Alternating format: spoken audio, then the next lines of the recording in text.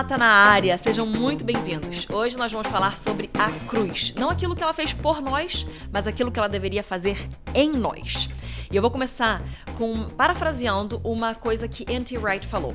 A crucificação não é somente sobre a salvação individual das nossas almas, mas também sobre a inauguração de uma nova criação na qual o reino de Deus é trazido à terra. A cruz foi um momento decisivo no plano de Deus para a redenção e restauração do mundo e foi o início da revolução que transformaria toda a criação. O que nós precisamos entender é que algo começou na cruz. Foi o momento mais marcante da história da humanidade, quando Cristo cumpriu tudo lá naquela cruz. Foi o momento mais marcante que inaugurou o início da revolução que a obra da cruz faria e transformaria toda a criação. Então, quando nós olhamos para a cruz, existe algo que ela fez por nós, que nos deu a salvação, porque é na cruz que nós temos a salvação, mas existem coisas que a cruz deve fazer em nós. Então, na cruz, nós temos os nossos pecados perdoados, nós temos a nossa salvação, nós temos a restauração de todas as coisas. Na cruz existe tudo, existe aquilo que ela fez por nós, mas existe a obra da cruz mudando e transformando algo dentro de nós. E eu quero trazer 4 dessas coisas aqui para vocês hoje. Quero começar. Antes de falar dessas 4 coisas, eu já falei que eu ia começar parafraseando o N.T. Wright, né? Mas vamos então começar mais uma vez falando a Bíblia. Eu vou aqui falar e declarar a Bíblia sobre você. Romanos 8:32 fala: aquele que não poupou seu próprio filho, mas o entregou por todos nós, como não nos dará com ele e de graça todas as coisas? De novo, aquele que não poupou o seu próprio filho, mas o entregou por todos nós, como não nos dará com ele, de graça, todas as coisas? Então, nós precisamos partir deste ponto, que Deus entregou o seu próprio filho, Jesus, por nós na cruz. Sendo assim, como então que ele não nos entregará, não nos dará de graça em Cristo todas as coisas que nós necessitamos? Porque ele entregou aquilo que de mais valioso era para ele, que era seu filho. Se ele fez isso, a gente precisa entender que na cruz e a partir da cruz existe tudo o que nos é necessário. Tudo. Não é um pouco, não é só uma vida abundante, mas é uma vida mais do que abundante. Nós temos tudo na cruz. Nós precisamos ter a convicção disso, de que não há falta de nada na cruz. A cruz, ela é suficiente, ela é completa para tudo que nós precisamos viver como cristãos. A cruz, então, ela é a base da provisão eterna do Senhor para todo aquele que nele crê. Ou nós recebemos através da cruz, ou nós não recebemos nada, tá bom? Então, ou vem pela cruz, ou não vem de jeito nenhum. A cruz, ela é a base, anota isso daqui, gente. Ela é não só a base da provisão eterna do Senhor, para todo aquele que crê, mas ela é a base da vitória plena de Cristo sobre Satanás. A cruz é a base da completa vitória de Cristo Jesus sobre o inimigo Satanás. Através da morte de Cristo, através do seu sacrifício substitutivo, através da ressurreição vitoriosa do nosso Senhor e através da sua ascensão triunfante, Jesus, ele colocou para Satanás e o seu reino uma derrota completa, permanente e irrevogável. Uma vitória completa, não falta nada. Permanente, não tem o que fazer para transformar, para mudar, para alterar. Irrevogável, você não pode retirar aquilo que foi feito, gente. É unicamente por isso que nós temos vitória sobre Satanás. Então, nós precisamos entender que a cruz é perfeita e completa. Ela é a provisão de tudo que Deus tem pra gente. E ela também é a vitória total, de uma vez por todas, de Cristo sobre Satanás. Ou seja, é ali onde nós temos a vitória sobre Satanás também. Se nós temos o entendimento e a revelação da cruz, nós vivemos em vitória, tá? Sobre as obras de Satanás. O que Satanás, então, tem para fazer? Já que a obra da cruz ela é completa, permanente e irrevogável, a vitória sobre Satanás é completa, permanente e irrevogável, ele não consegue mudar. O que ele vai tentar fazer? Te enganar e me enganar. É só isso que ele pode fazer. Quando meus filhos, por exemplo, têm medo, às vezes, do mal, eu falo, fica tranquilo, que se aparecer um demônio, ele não tem nada a fazer. Só o que ele tem pra fazer é tentar te colocar medo, porque ele já perdeu. Então ele sabe que ele já perdeu. O que ele vai tentar fazer é, por medo, te enganar. Só isso. Se nós entendemos a obra da cruz, nós entendemos que só o que Satanás pode fazer é tentar nos enganar e embaçar a nossa visão daquilo que a obra da cruz fez por nós e deveria fazer em nós. Então, a gente vai entender ali de Gálatas, a gente vai tirar esses pontos aqui de Gálatas, e Gálatas 3, de 1 a 5, fala: ó Gálatas insensatos, quem os enfeitiçou? Não foi diante dos seus olhos que Jesus Cristo foi exposto como crucificado?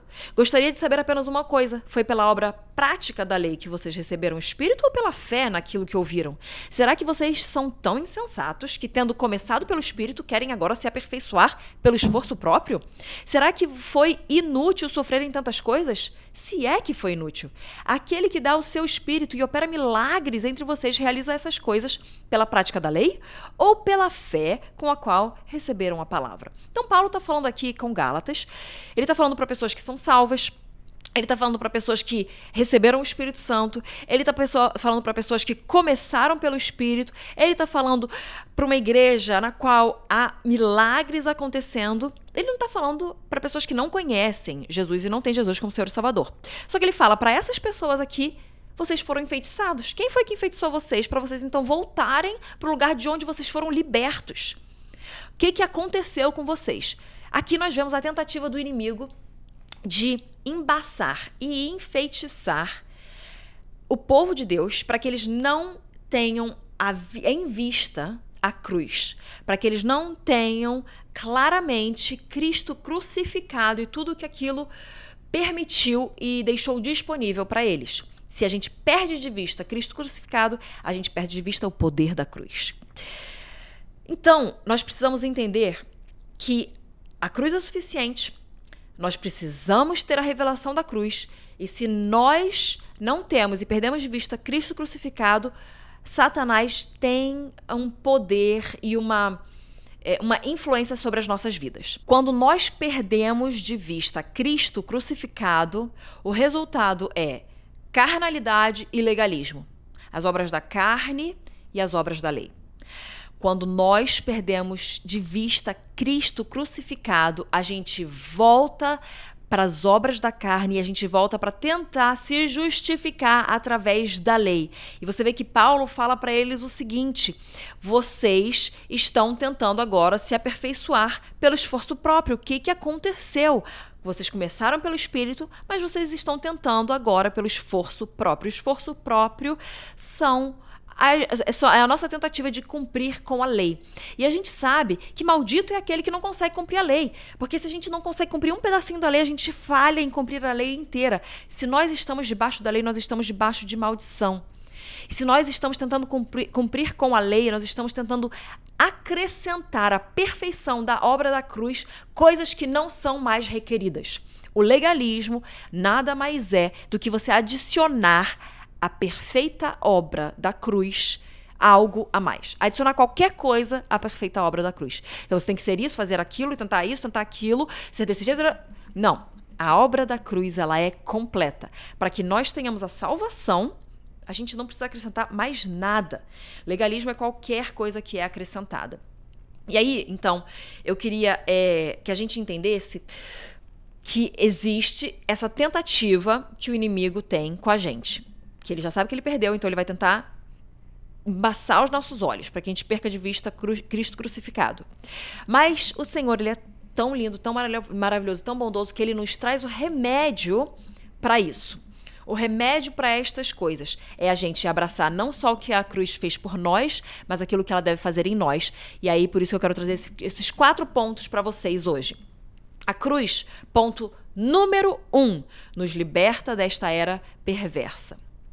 Gálatas 1, 3 e 4 fala: a vocês graça e paz da parte de Deus, nosso Pai e Senhor Jesus Cristo, que se entregou a si mesmo por nossos pecados, a fim de nos resgatar desta presente era perversa, segundo a vontade de nosso Deus e Pai.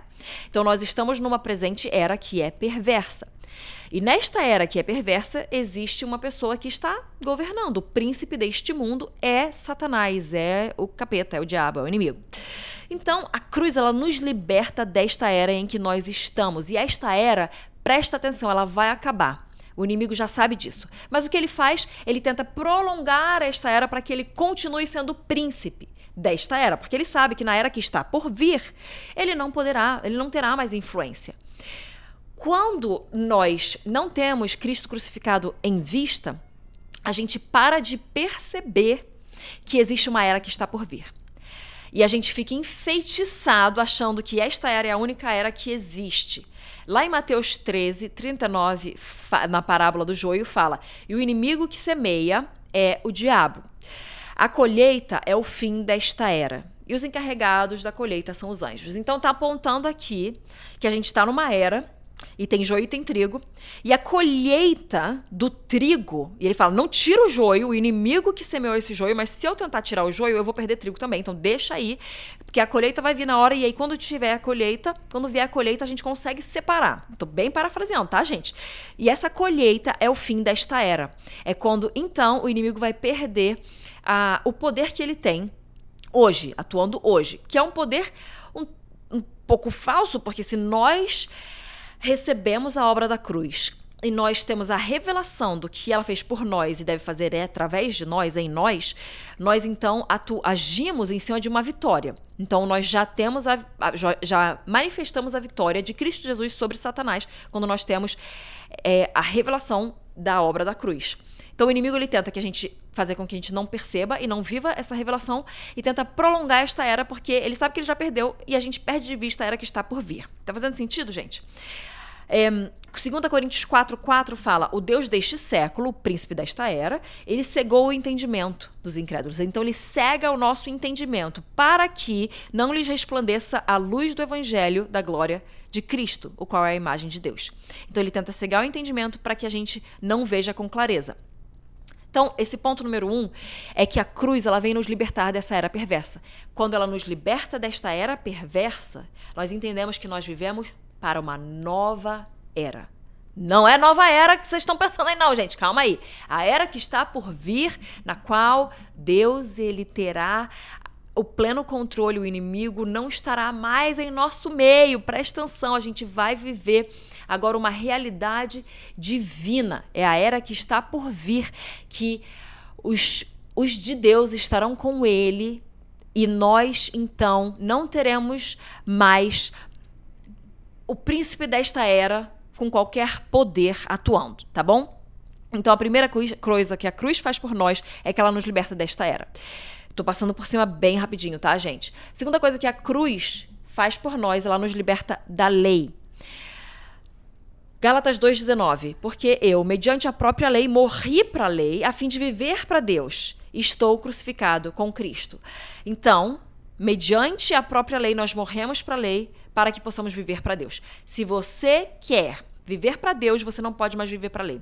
Se você tenta agradar a Deus com seus próprios esforços, você está vivendo pela lei. E você não pode fazer isso. E eu não estou falando aqui que você não deva tomar um passo para dentro da obediência para agradar ao Senhor. Eu não estou falando sobre isso. O que eu estou tentando falar para você é a sua tentativa de, através da lei, conseguir alguma coisa. Seja agradar a Deus, seja conseguir a sua salvação. Você não consegue nada assim. Nós temos a salvação através da obra perfeita de Cristo Jesus. Tá? Então, a cruz... Gente, eu não sei se você está tendo confusão, mas eu sinto, inclusive, enquanto eu estou falando aqui, que o inimigo está tentando trazer confusão para a gente acerca daquilo que a cruz deve fazer em nós. E se você está sentindo essa confusão agora, em nome de Jesus Cristo eu oro. Pai, eu peço para que o Senhor venha, através do seu Santo Espírito, blindar as mentes para que cada um de nós venha receber a revelação do que a cruz deve fazer em nós. Em nome de Jesus eu oro para que as pessoas venham ter as suas mentes mentes blindadas, protegidas para receber a palavra em nome de Jesus, a palavra que o Senhor tem, a revelação que o Senhor tem, para que nós vivamos no poder daquilo que a cruz deve fazer em nós. Senhor, obrigada por aquilo que o Senhor quer trazer para nós. Nós não queremos viver enfeitiçados, nós não queremos, Senhor, viver sem a revelação daquilo que a cruz deve fazer em nós. Nós não queremos viver nesta era perversa, nós não queremos viver presos pela lei, Senhor. Peço, Pai, agora, no nome de Jesus, vem tirar as escamas dos nossos olhos e vem tirar a confusão das nossas mentes, porque o nosso Deus não é um Deus de confusão. Nosso Deus é um Deus de ordem. Eu peço agora para que o Senhor venha trazer ordem para as mentes que estão recebendo essa mensagem, em nome de Jesus Cristo. Amém. Amém, amém, amém. Agora eu tenho certeza que a tua mente está mais clara. Põe a mão na tua cabeça e recebe essa oração. Fala que você toma cativo os seus pensamentos a Cristo Jesus, tá? Pede para que o Espírito Santo venha blindar, venha proteger a tua mente, venha proteger os teus ouvidos para que você venha ouvir a palavra do Senhor, venha pensar com a mente de Cristo, em nome de Jesus. Uau! Uau, o inimigo ele realmente não quer que a gente entenda o que a cruz faz por nós. O que a cruz faz em nós. Ele quer que a gente pare simplesmente no entendimento que a gente teve a salvação. E por mais que a salvação seja poderosíssima, ela é só o começo. Então, nós precisamos tomar posse daquilo que a cruz deve fazer em nós. A obra da cruz em nós. Porque é a libertação. Nos libertando dessa era perversa, nos libertando da lei. Então, mediante a própria lei, nós morremos para a lei. A única forma de você ser liberto da lei é você morrer para ela. Você precisa morrer para a lei. Então você é crucificado com Cristo. E aí quem vive a partir daí é Cristo Jesus e não mais você. A morte é o único jeito de nós sermos libertos. A lei, ela é pregada na cruz. A lei ela é boa o suficiente só para te levar até a cruz. Na hora que você tem a cruz, é uma nova aliança, é a graça. A lei já não é mais boa. E a lei, ela é como aquelas tábuas que vêm de fora. São as tábuas de pedra que estão fora do nosso coração e vêm nos falar como nós devemos viver. Uma coisa que é de fora te mandando. Agora, quando o Espírito Santo vem, ele escreve a lei de Cristo nos nossos corações. E o nosso coração, ele dita como nós caminhamos, como nós vivemos. É por isso que nós devemos guardar o nosso coração, porque a partir dele fluem todas as coisas, Provérbios fala. Então, se nós queremos andar de um jeito, nós precisamos olhar para ver como o nosso coração está. Porque assim como o seu coração está, também estará o seu caminhar. E a lei, ela é uma imaturidade. Ela é aquilo quando a gente não conhece o Deus que nos criou. A maturidade é quando a gente é guiado pelo Espírito Santo. E Romanos 8, 14 e 15 fala que nós somos guiados, os que são guiados pelo Espírito de Deus são filhos de Deus. Então, se nós somos, e nós somos em nome de Jesus, amém? Nós somos filhos de Deus, então nós somos guiados pelo Espírito de Deus. Ser guiado pelo Espírito de Deus significa que você é guiado pela voz do Senhor e Ele te dita o caminho, Ele te diz todas as coisas. Você não precisa de uma lei te falando o que você deve fazer. Você segue a palavra de Deus, a Bíblia, você segue a Bíblia e você segue a voz do Espírito Santo que traz a Bíblia à vida. Porque a letra pela letra, ela mata. Mas o Espírito, ele vivifica. Então existe poder quando nós temos a palavra de Deus vivificada pelo Espírito Santo, sendo escrita nos nossos corações e ditando o nosso caminhar. Quando chega a graça, a lei precisa ir embora. Então, quando a gente até vai lá para Ismael e Isaac, a gente entende que na hora que Isaac, o filho da promessa, ele chega, Ismael, ele precisa ir embora. A lei, ela precisa sair para que a graça venha a permanecer. E a gente viva nesse sobrenatural que Deus tem para nós, porque a sua caminhada com Cristo, ela não pode ser natural. A sua caminhada com Cristo, ela precisa ser sobrenatural, porque o seu Cristo é sobrenatural. Terceira coisa, que a lei opera em nós. Ela nos liberta de nós mesmos e das obras da carne. Ela nos liberta do eu e das obras da carne. Então, Gálatas 2:20 fala que já não sou eu quem vive, mas Cristo vive em mim. Nós somos libertos das nossas ambições pessoais, do nosso orgulho, do nosso egocentrismo. O orgulho é através de onde o inimigo consegue fazer com que a gente caia. E a gente precisa ser liberto disso. A gente faz as coisas nunca por partidarismo ou vanglória, mas por humildade, considerando cada um o outro superior a si mesmo. Nós amamos como ele nos amou. E fala que, lá em 2 Timóteo 3, de 1 a 5, fala sobre os tempos difíceis que nós estamos vivendo, que os homens serão egoístas, egoísmo. Então, é o nosso ego demais, egocêntricos. E o cristianismo, ele é o quê? Cristocêntrico. Então, o cristianismo, ele nos liberta de nós mesmos e nos centraliza em Cristo. Nos centraliza em Deus. Então, não é mais sobre o meu prazer, não é sobre o meu nome, não é sobre a minha vontade, é sobre Ele. É sobre o que ele tem, o que ele quer. Sabe, negar-se a si mesmo, pegar a nossa cruz, a sua cruz e seguir a Cristo. No grego a gente vê que é negar a nossa alma. E a nossa alma, ela é o quê?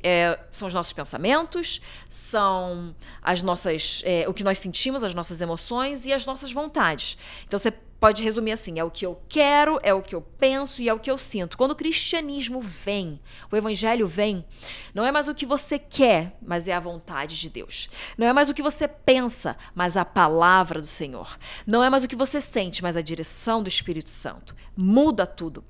Então, a cruz, ela nos liberta desse eu, desse ego. Ela alinha a nossa vida com aquilo que ela deve ser alinhada, que é Cristo. De onde a nossa vida realmente vem. E ela nos liberta da nossa carne.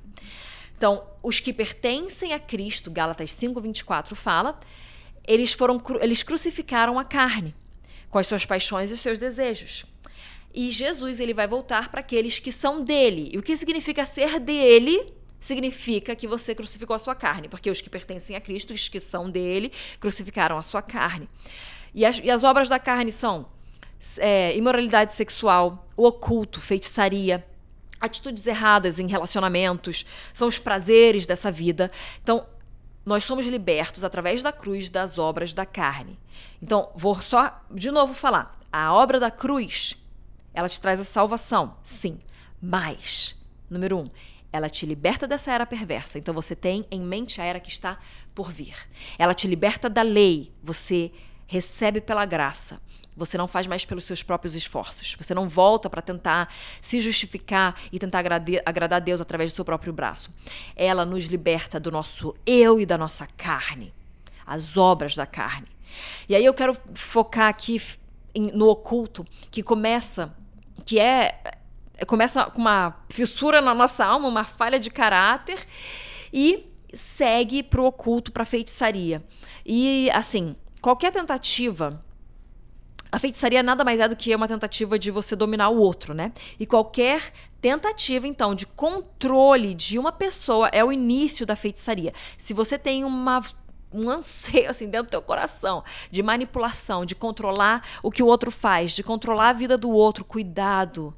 Isso é o início de feitiçaria. Eu sei que isso é pesado, gente, mas nós precisamos ser um pouco mais radicais quando a gente vive a nossa vida. Entender que o Senhor, Ele é preto no branco. Aquilo que ele fala tá bom? Então, nós não podemos ter a vontade, o anseio de manipular ou controlar alguém, porque isso é o início da feitiçaria, é o oculto. Então, o inimigo, ele vem e ele quer nos controlar, ele quer nos enfeitiçar para tomar o controle da nossa vida. Enquanto o nosso Deus, ele nos dá o livre arbítrio de entregarmos a nossa vida a ele. Porque ele entregou a sua vida por nós, então nós vivemos a nossa vida inteira entregue a ele. Nós não podemos ter tentativas de controle de outra pessoa. Isso é muito perigoso e é o início é um gancho onde o inimigo pode ter na gente uma influência. Seguimos, então, nós precisamos crucificar a nossa carne. 1 Pedro 4, versículos 1 e 2. Vou ler mais especificamente o 2. Não viva mais para satisfazer os maus desejos humanos, mas sim para fazer a vontade de Deus. Nós precisamos sempre ter a nossa carne ali crucificada. Nós precisamos permitir com que a obra da cruz venha nos libertar das obras da carne. Então, ela te liberta do seu egocentrismo e te liberta das obras da carne, de imoralidade sexual, do oculto, dos prazeres dessa vida, de atitudes erradas em relacionamentos, por exemplo, inveja, dissensão, facção, discórdia. Nós precisamos ser libertos disso. E a obra da cruz faz isso em nós. E sabe, a gente precisa ser guiado por um só homem, que não é um homem, é Deus. E esse é Cristo Jesus. No momento que nós permitimos com que qualquer outro homem tenha essa influência na nossa vida, a ponto de você falar assim como Paulo fala lá em 1 Coríntios 3, eu sou de Paulo, eu sou de Apolo, isso nos define como mundanos, quando nós seguimos mais a um homem do que a Cristo. E isso causa dissensão, facção e separação, fissura, quebra no corpo de Cristo. Nós precisamos ser libertos das obras da carne, de idolatria, de facções e de dissensão e de separação. Nós precisamos lutar para a união do corpo de Cristo. Então, não seja de um homem, não seja de Lutero, não seja de Calvin, você está entendendo o que eu estou falando, né? Seja de Cristo, que Cristo vem nos unir. Ser de qualquer outra coisa nos separa. Ser de Cristo nos une. Agora, o último ponto que eu quero trazer para vocês que a cruz deve fazer em nós é que ela nos liberta do mundo. Gálatas 6,14. Quanto a mim, que eu jamais me glorie, a não ser na cruz de nosso Senhor Jesus Cristo, por meio da qual o mundo foi crucificado para mim e eu para o mundo. Quanto a mim, que eu jamais me glorie, a não ser na cruz de nosso Senhor Jesus Cristo, por meio da qual o mundo foi crucificado para mim e eu para o mundo. O mundo acabou para Paulo. Ele está falando aqui, o mundo foi crucificado para mim e eu também fui crucificado para o mundo. Não existe mais conexão, não existe mais algo que me mantenha nesse mundo. Eu fui liberto, na cruz eu fui liberto do mundo. O mundo, ele é uma ordem social, ele é um sistema de vida que se recusa a receber o governo de Jesus Cristo. O mundo não consegue, ele se opõe ao governo de Jesus Cristo. Então nós precisamos entender que se o mundo gosta demais da gente, talvez a gente esteja se parecendo demais com o mundo. Porque João 15 fala, se o mundo os odeia, tenham em mente que antes me odiou. Se vocês pertencessem ao mundo, ele os amaria como se fossem dele. Mas não, vocês não são do mundo. Eu os escolhi tirando-os do mundo. Então nós não somos desse mundo, nós estamos nesse mundo, nós somos chamados para este mundo, mas nós não somos mais deste mundo, nós somos peregrinos. É um tempo, é um momento aqui e temos uma missão enquanto estamos neste mundo, mas nós não somos deste mundo. Jesus nos tirou do mundo. Nós ou estamos no mundo ou estamos na igreja, não tem como estar meio a meio, não tem como. Ou você faz parte do corpo de Cristo, ou você está no mundo. Não existe meio a meio. 1 João 2 fala, não amem o mundo, nem o que nele há. Se alguém ama o mundo, o amor do Pai não está nele.